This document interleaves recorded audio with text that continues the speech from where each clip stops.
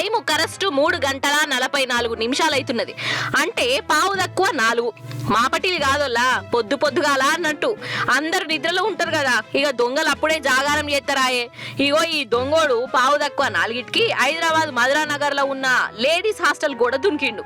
అగగగగో లోపలికి పోతాండు చూడు.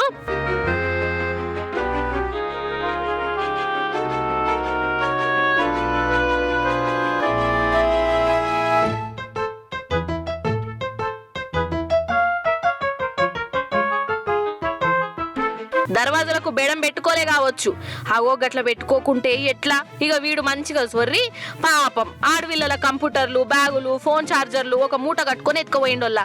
అగో చూడవు పని పోతం చేసినాక దర్జాగా ఎట్లా పోతాండో. అగో చూసిర్రా వాని ముఖము సీసీ కెమెరాల మంచిగానే పడ్డది. కెమెరా లేదనుకున్నాడు కావచ్చు, వీని చేతులు ఇరిగిపోను. పాపం ఆడవిల్లలు ఊర్ల నుంచి వచ్చి హాస్టల్లో ఉండి ఈడ కొలువులు చేసుకుంటుంటే ఈ దివానాగాళ్ళేమో ఇగో ఇట్లా వాళ్ళ సామాన్లను ఎత్తుకుపోబట్టే. వీని ఏం చేయాలి? ఇక కష్టపడి ఆడోళ్ళు నౌకర్లు చేసుకుంటుంటే వీనికేం రోగం వచ్చే? కాళ్ళు చేతులు చక్కగానే ఉన్నాయి కదా.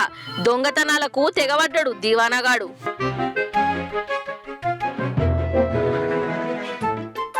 మన హైదరాబాద్ దొంగని కథ గట్లున్నదా? ఇగో ఇప్పుడు బీహార్ దొంగని అవస్థ చూడురోల్లా. రైలు బండి స్టేషన్ లావుడుతోనే ఒక దొంగోడు కిటికీ దగ్గరున్న ప్యాసింజర్ ఫోన్ ను కొట్టేద్దామని అనుకున్నాడు లో. కానీ ప్యాసింజర్ హుషారుతోనున్నాడు.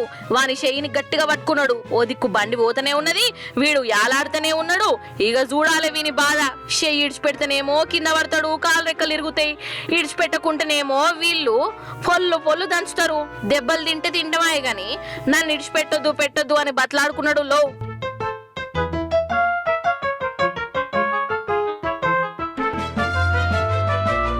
ఇక బండ ఆగినాక వీన్ని అందరు కలిసి వాళ్ళ ఇష్టైల్లో సన్మానం చేసిర్రు. అరే కాదల్లా, దొంగతనాలకు కూడా ఇంతగానము సాహసాలు చేస్తాండ్లు, ఇంత ధైర్యం ఉన్నది. మరి ఇదే ధైర్యము ఇదే సాహసము కష్టపడి పనిచేసుట్లా చూయిస్తే ఏమైతుందోనోళ్ళ ఈ దేర్ది మగ్గాళ్లకు. అంతే పట్టుర్రి కొందరికి దొంగ సొమ్ము తింటేనే కిక్కు వస్తుంది అయి ఉండాలి కదా.